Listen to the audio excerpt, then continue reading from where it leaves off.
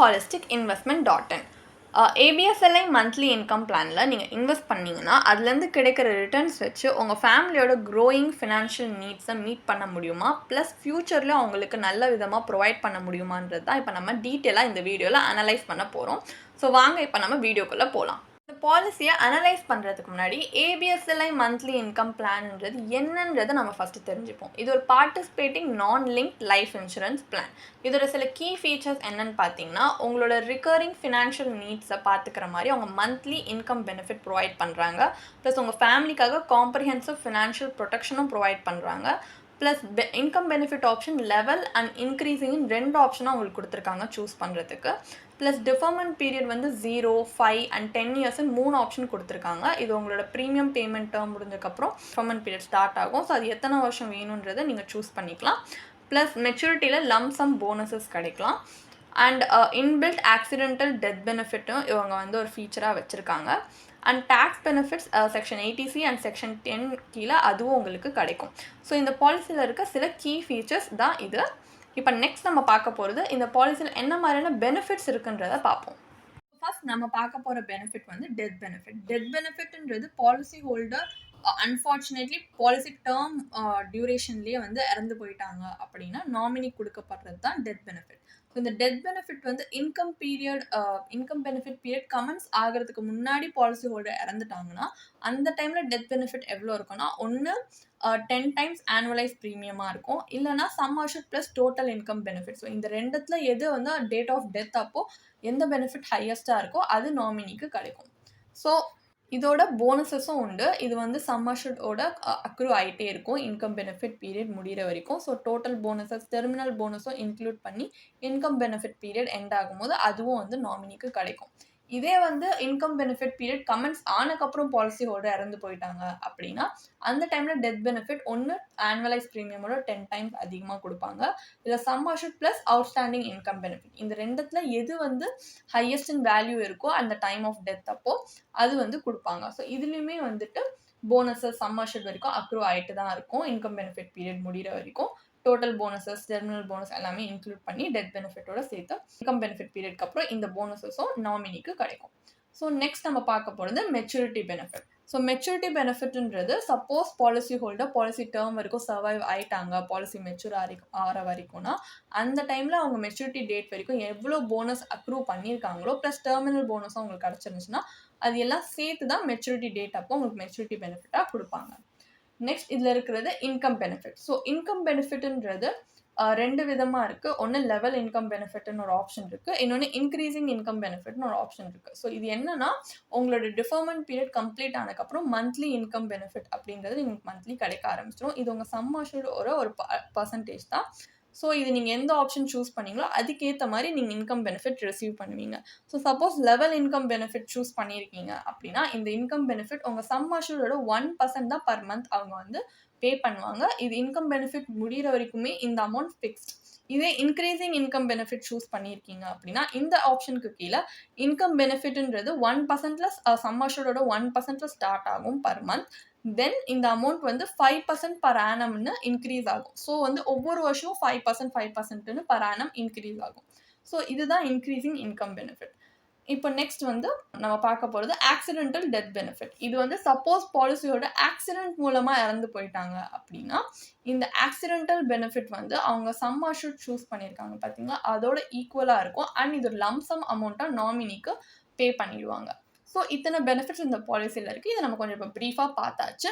இப்போ நம்ம என்ன பண்ண போகிறோம்னா இந்த பாலிசியில் இருக்க அட்வான்டேஜஸ் அண்ட் டிஸ்அட்வான்டேஜஸ் என்னன்றதை தெரிஞ்சுக்க போகிறோம்.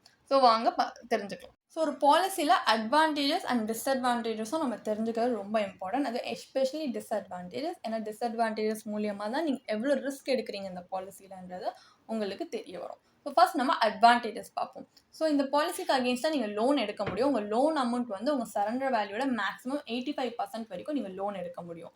ப்ளஸ் உங்களோட மந்த்லி இன்கம்மை நீங்கள் சூஸ் பண்ணுற டிஃபர்மெண்ட் பீரியட் பொறுத்து நீங்கள் போஸ்ட்போன் பண்ணிக்கலாம். ஸோ இது உங்களுக்கு ஏற்ற மாதிரி உங்கள் ரிக்குவயர்மெண்ட்க்கு ஏற்ற மாதிரி நீங்கள் டிஃபர்மெண்ட் பீரியட் சூஸ் பண்ணிக்கலாம். அதே மாதிரி இவங்க வந்து இன்கம் பெனிஃபிட் ஆப்ஷனுக்குமே வந்து 2 ஆப்ஷனாக கொடுத்துருக்காங்க சூஸ் பண்ணிக்கிற மாதிரி. ஒன்று லெவல் இன்கம் பெனிஃபிட், இல்லைனா இன்க்ரீசிங் இன்கம் பெனிஃபிட். ஸோ உங்கள் நீட்ஸ்க்கு பொறுத்த மாதிரி நீங்கள் அதுலேயும் சூஸ் பண்ணிக்கலாம். ஸோ இதில் இருக்க சில அட்வான்டேஜஸ் இது. இதே டிஸ்அட்வான்டேஜஸ் பார்த்தீங்கன்னா, உங்களுக்கு கிடைக்கிற மெச்சூரிட்டி பெனிஃபிட்ன்றது அந்த போனஸஸ் பொறுத்து தான். ஸோ அது ஒரு நான் கேரண்டீட் பெனிஃபிட். ஆல்சோ நம்மளுக்கு இதுலேருந்து கிடைக்கிற இன்கம் பெனிஃபிட் வச்சு நம்ம வந்து ஒரு வெல்த் க்ரியேட் பண்ணவோ, இல்லை வந்து வெல்த் சேவ் பண்ணவோ அந்த மாதிரி பெருசாக ஹெல்ப்ஃபுல்லாக இருக்காது. இது ஜென்ரலாக டிஸ்க்ரிஷனரி எக்ஸ்பென்சஸ் இருக்கும் பார்த்தீங்களா, வீட்டில் சின்ன சின்ன செலவு, அதுலேயே இது யூட்டிலைஸ் ஆகிற மாதிரி தான் இருக்கும். ஏன்னா இன்கம் பெனிஃபிட்ன்றது உங்களுக்கு கொஞ்சம் கம்மியாக தான் கிடைக்கும். ஸோ அந்த அமௌண்ட் வச்சு நீங்கள் மோஸ்ட்லி சின்ன சின்ன செலவு பண்ணுற அளவுக்கு தான் உங்களால் யூட்டிலைஸ் பண்ணிக்க முடியும். ஸோ இதில் இருக்க சில டிஸ்அட்வான்டேஜஸ் இதான். இப்போ நம்ம என்ன பண்ண போகிறோம்னா, இந்த பாலிசியோட ஐஆர்ஆர் அனலைஸ் பண்ண போகிறோம். அதாவது இன்டர்னல் ரேட் ஆஃப் ரிட்டர்னை அனலைஸ் பண்ணி பார்க்க போகிறோம்.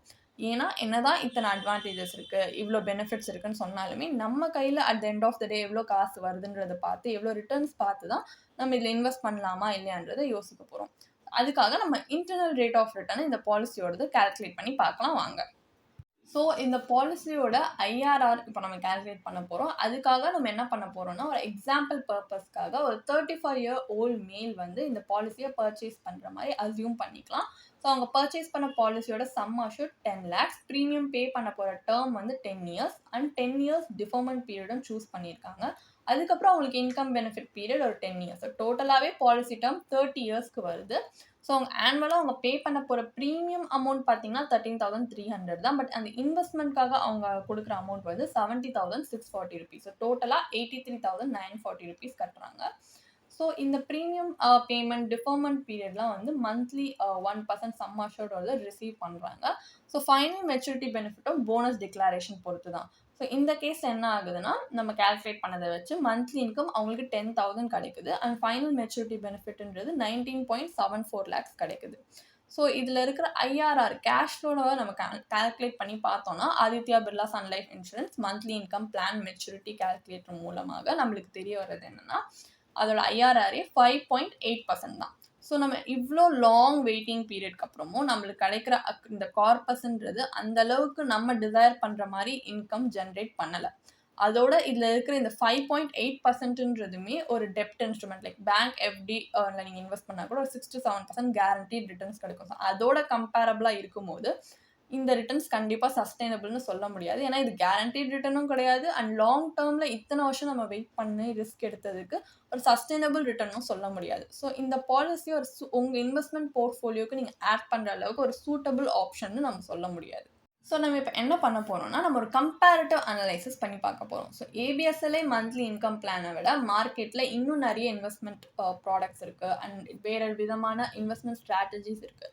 ஸோ அந்த மாதிரி நம்ம பண்ணி பார்த்தோம்னா இதை விட நல்ல ரிட்டர்ன்ஸ் நம்மளுக்கு லாங் ரனில் கிடைக்குதா அப்படின்றத நம்ம வந்து பார்க்க போகிறோம்.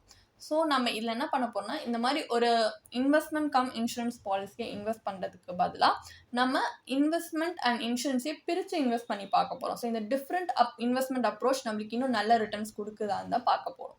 ஸோ இன்சூரன்ஸ்க்காக நம்ம வந்து ஒரு பியூர் டேர்ம் லைஃப் இன்சூரன்ஸ் பாலிசியை சூஸ் பண்ணியிருக்கோம். ஏபிஎஸ்எல்ஐ மந்த்லி இன்கம் பிளானோட ஃபேராக கம்பேர் பண்ணணுன்றதுக்காக சேம் மெட்ரிக்ஸ் தான் சூஸ் பண்ணியிருக்கோம். Like sum assured 10 lakhs and ப்ரீமியமும் பார்த்தீங்கன்னா 13,300 அண்ட் ப்ரீமியம் பே பண்ணுற டேர்ம் 10 years, பாலிசி டேர்ம் டோட்டலாகவே 30 years வர மாதிரி. ஸோ ரிமைனிங் அமௌண்ட்டை 70,640 தான் நீங்கள் உங்களுக்கு ஏற்ற மாதிரி உங்கள் ரிஸ்க் ப்ரொஃபைலுக்கு ஏற்ற மாதிரி இன்வெஸ்ட் பண்ணலாம்.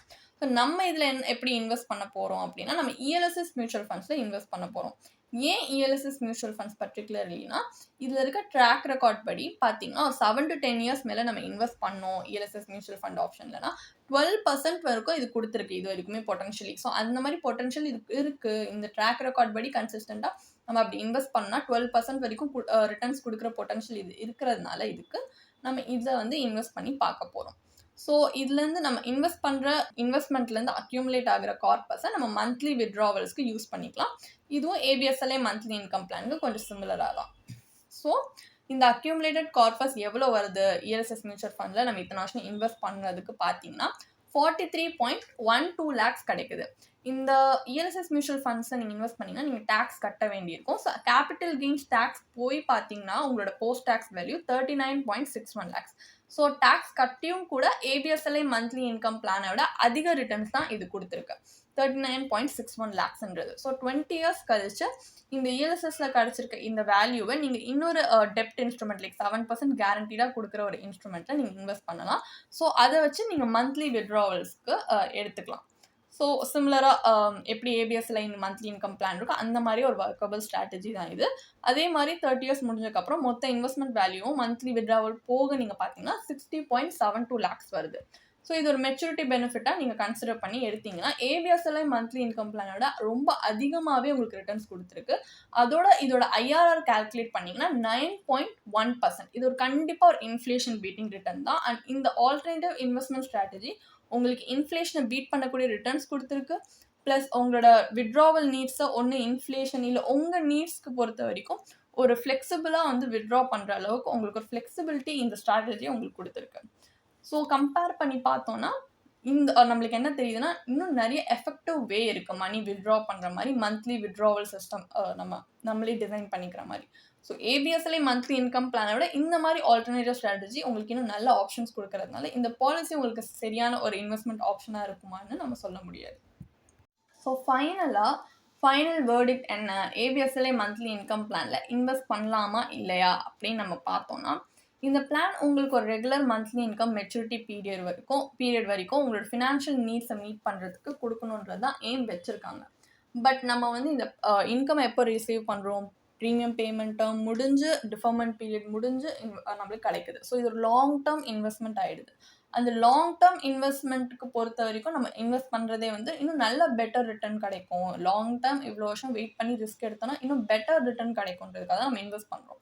பட் இதில் லாங் டேர்ம் கிடைக்கிற ரிட்டர்ன்ஸ் நம்ம எவாலுவேட் பண்ணி பார்த்தோன்னா இது ரொம்ப கம்மியான ரிட்டர்ன்ஸ், லோ ரிட்டர்ன் தான் நம்மளுக்கு கொடுத்துருக்கு. ப்ளஸ் இந்த இன்கம் பெனிஃபிட்டை நம்ம டிஃபர் பண்ணவும் முடியாது. இது வந்து இல்லை ஒரு லம்சம் மாதிரி அக்ரூ பண்ணவும் முடியாது.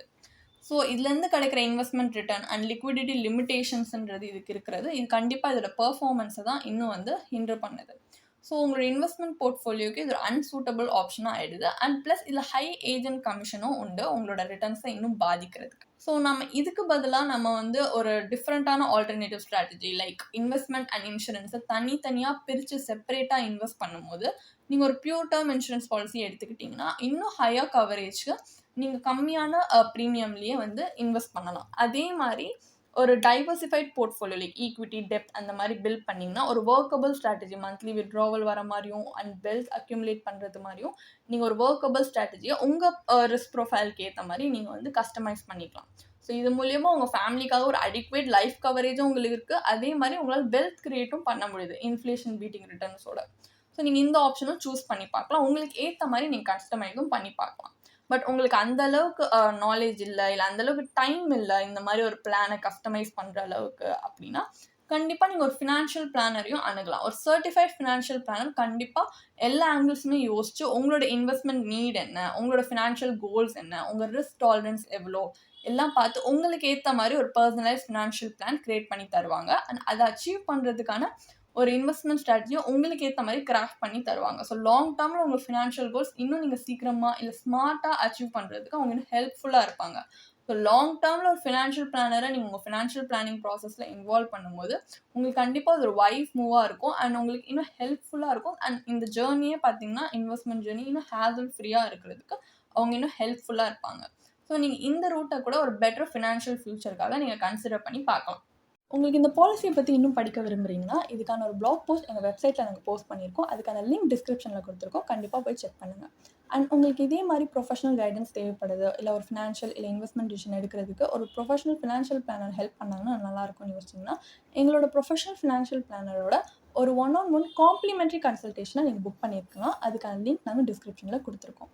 ப்ளஸ் நாங்கள் ரெகுலராக ஃப்ரீயாகவே லைவ் வெபினார்ஸ் கண்டக்ட் பண்ணுறோம். இந்த வெபினார்ஸில் நீங்கள் வந்து இன்வெஸ்ட்மெண்ட் இல்லை ஃபினான்ஷியல் இன்சைட்ஸை இந்த ஃபினான்ஸ் இண்டஸ்ட்ரியோட லீடிங் எக்ஸ்பர்ட்ஸ் மூலியமாகவே டேரெக்டாக கற்றுக்கலாம். ஸோ அதுக்கான ரிஜிஸ்ட்ரேஷன் லிங்க்கும் நாங்கள் டிஸ்கிரிப்ஷனில் கொடுத்துருக்கோம். உங்களுக்கு இந்த வீடியோ பிடிச்சிருந்துச்சுன்னா கண்டிப்பாக லைக் பண்ணுங்கள், சப்ஸ்கிரைப் பண்ணுங்கள். ஸோ நாங்கள் இன்னும் நிறைய ஃபினான்ஷியலி பெனிஃபிஷியல் கண்டென்ட்டோட உங்களை திரும்பி நெக்ஸ்ட் வீடியோவில் சந்திக்கிறோம். ஸோ இந்த வீடியோ பார்த்ததற்கு மிக்க நன்றி.